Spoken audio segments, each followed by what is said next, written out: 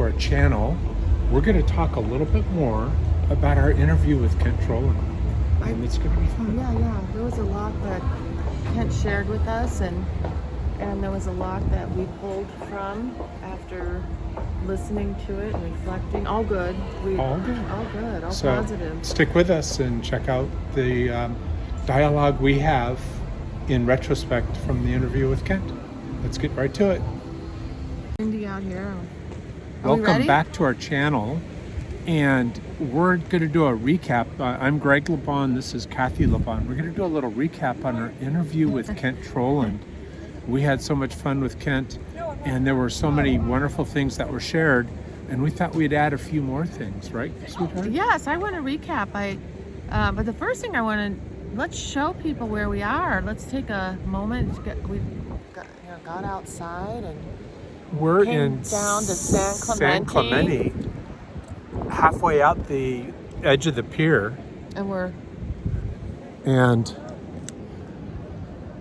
everybody's enjoying life because that's kind of what life's about. Did you turn the camera around, or was that us? I don't know. Okay. Oh, it might need some editing in this. Of course you will. It's windy out here. It's windy and a little chilly. A little chilly. Yeah. But we wanted to kind of sit down on the bench here and enjoy the fresh air and the view, and do a little recap on our interview with Kent. And I enjoyed it. I enjoyed it too. I had a good time.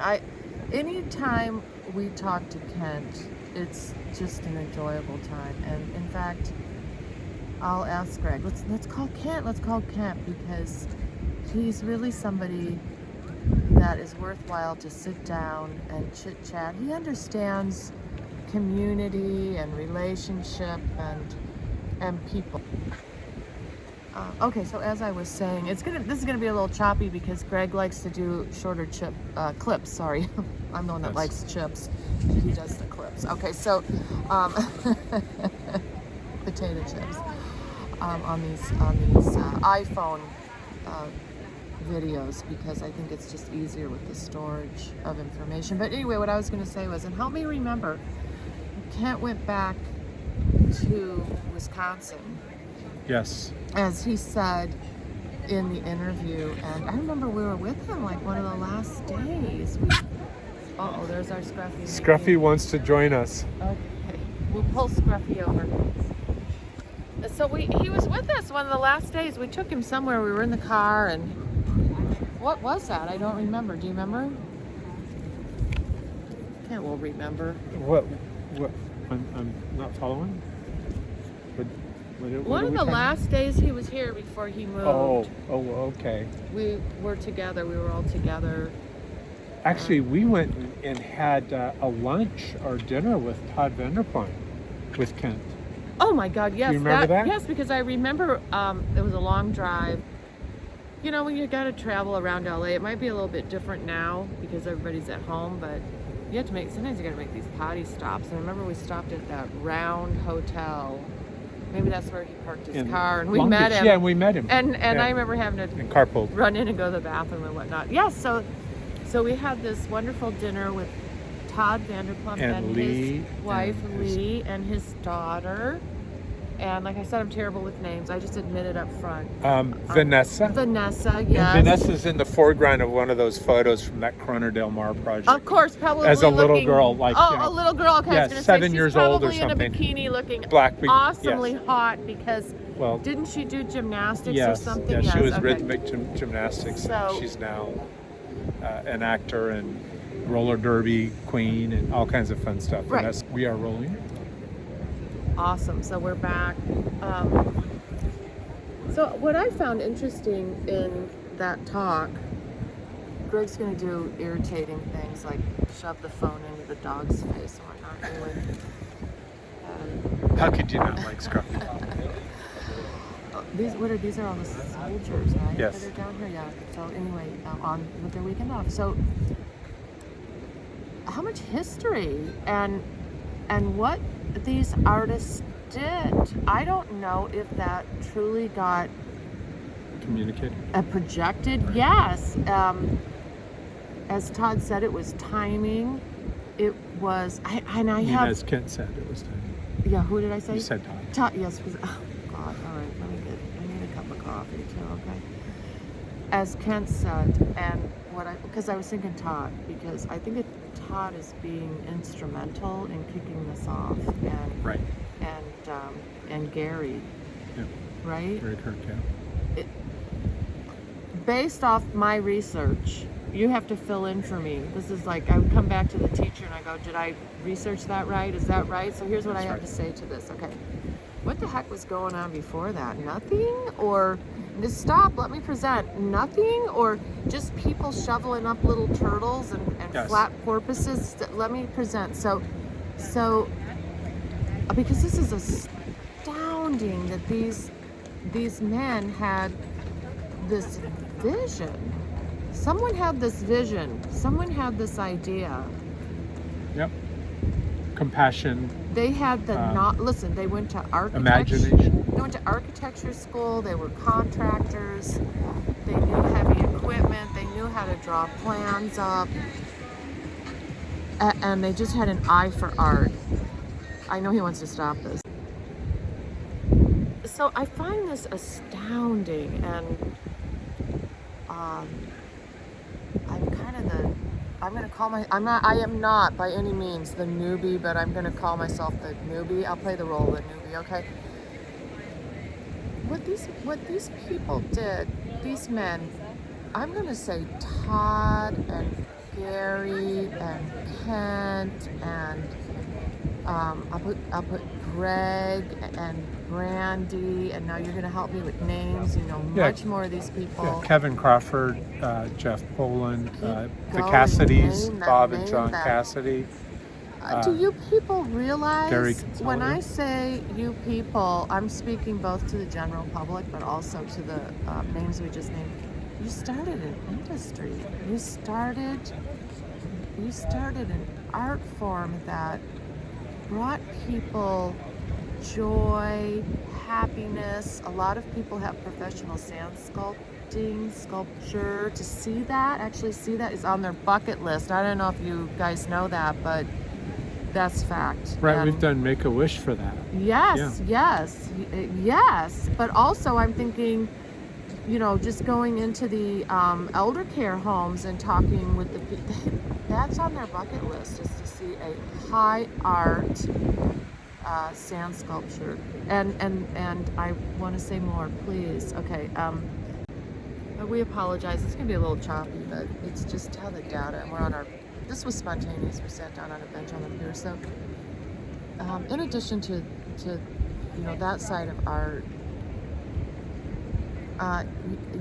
you artists brought jobs to people, careers, Right. businesses.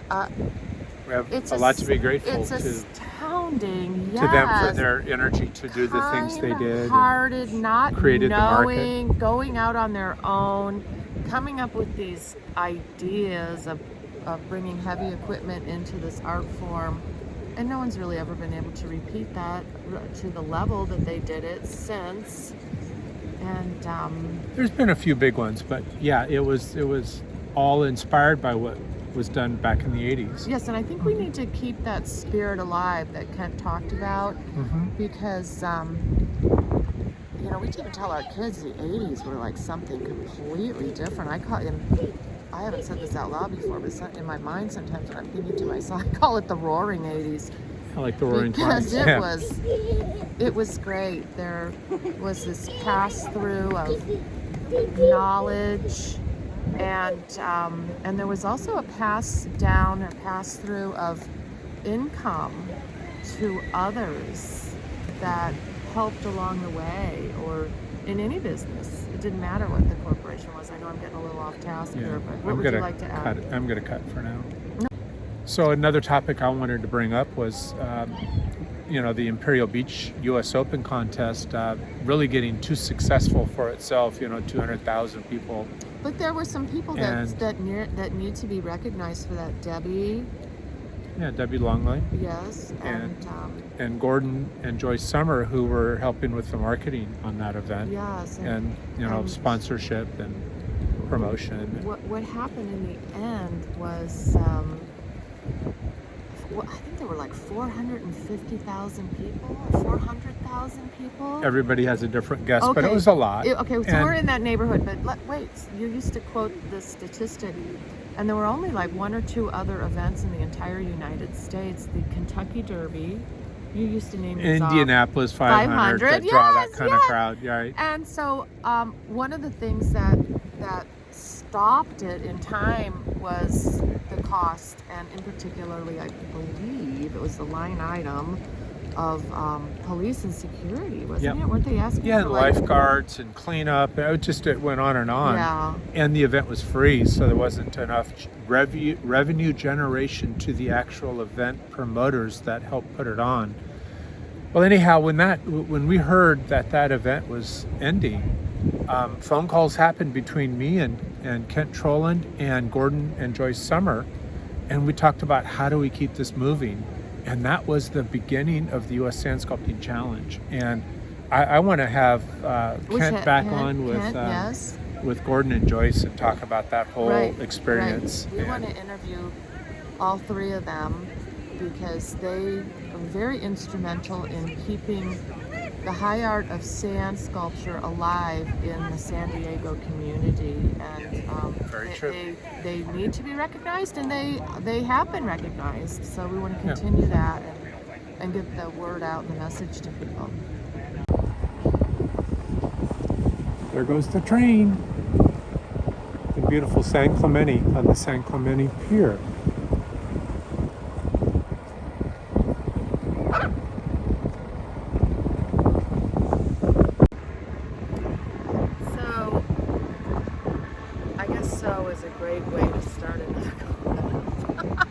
That's right. So we kind of changed locations. We went and bought a cup of coffee here on the pier. We wanted to support the local businesses, so we're going to walk through the town and how we do some more supporting of businesses. But I love to reflect and extrapolate and apply, and you can collect all kinds of information and warehouse it anywhere, your head, your computer. But if you don't extrapolate and apply and get to a higher understanding. So one of the things I wanted to bring up was, if you recall, Kent told a story which could have really gone south for everyone. Okay. But it did not go south for everyone because the level of professionalism in sand sculpture is very high, and those who choose not to follow a high level of professionalism and discipline, it's going to show, it's going to tell, right? We live in a physical world, not a magical world, so your actions speak louder than your words. And so he talked about a lady who managed malls, and she was an editor for some type of mall magazine, and she was all prepped and prepared. She was writing a magazine article on why not to hire sand sculptors. Does anybody see a problem with that? Yes. But for those who I don't know, caused problems or weren't disciplined, didn't take it seriously. Overbooked themselves, whatever. I don't know. That's what it sounded like to me. me. Your thoughts. I wasn't getting that impression. I was thinking it was more of a work ethic thing. Yeah, probably. Okay, that's what I was drawing But from that. if Kent was able to do an intervention on that and help keep the profession clean, thank you, Kent, for doing that. And we've had to do some of that too. We've had run into some of that too. So anyway, I just wanted, that was another kind of tidbit that I pulled out of that whole interview, and we're going to talk about more as we walk the pier and walk through the city of San Clemente. We're rolling. Okay, so Gotta have scruffy. we're just walking down the pier and thinking and talking, right? Having a cup Beautiful of San coffee. Clemente. Yeah. So the other thing, there's so many, but here's the the next thing we thought of was how these events brought people together on a couple different scales and levels. And one of them was these events drew artists in from all over the world. The talent is just absolutely immeasurable. And the level of high art was highlighted and brought forth to people about this art medium. Yes, did that. Perfect. And then as well, community came out, businesses were helped. Whatever, there was usually a charitable cause behind them. There were sponsors, so the businesses were highlighted. This was just an all-out community come together and learning experience. And it's continued with events that are happening all over the country and world. We were in Parksville a couple of years ago. They run a great event. We've been U.S. Sand Sculpting Challenge. We've been to they so run many a great places event. and met so many people. We've been to New Zealand. We've been to Quebec. You've been to many more places than I have been. Yeah, and the sculptors that are quote unquote full time on the tour, they're all over Florida. They're all over the East Coast. All the time, and at events, and those events wouldn't be happening if these forefathers, the Todd and Gary and Kent, people like that, hadn't turned this flip a bucket upside down into a real art form. I am astounded at the level of vision they had and what it turned into. I have such gratitude and just reflecting back, this is astounding. It is. Okay, everybody, something very exciting just happened. Well, the first thing is we're going to sit and have this really yummy dinner at Vine Restaurant in San Clemente. They're open, and we're sitting out here on the patio. Take a look around the restaurant. They've just opened. Great. Just opened for 4 o'clock. Dining started, and so there's only 2 tables seated right now because we got here early. But anyway, we just got off the phone with Todd and Lee Vanderplein, and they are going to do an interview with us. We're so excited. You guys are going to get to hear the whole story of how Todd kicked off this whole sand sculpting industry. That's what I'm going to call it. And reminisce. And Lee's going to be there too. She's a whole lot of fun. Super nice people. Can't wait. Stay tuned. Be there. Be square. If you're not there, you won't know the history of sand sculpting in Southern California. I love it. I've given a lot of my ideas and thoughts and perceptions on the interview, and what were some of the things that you gleaned from the interview? So the one thing I want to really say here in closing is Kent's inspired us to search out and interview a lot of people. So some of you expect a phone call. We think there's a lot to be shared, and we want to make sure we get it captured and shared because it could be gone, and we don't want it to go. There's a lot of history here.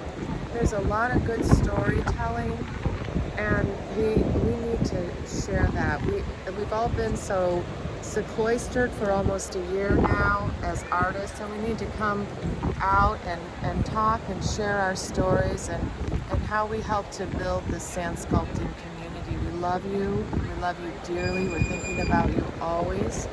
And please go to our website, fill out the JOT form, get an email to us because we want to interview you too. Yeah, so remember to like and subscribe so that you kind of get a notice for when we do our next interview, and enjoy that interview, share that interview, get a YouTube account if you don't have one so that you can actually hit that like button. And until next time, we'll see you soon. Bye.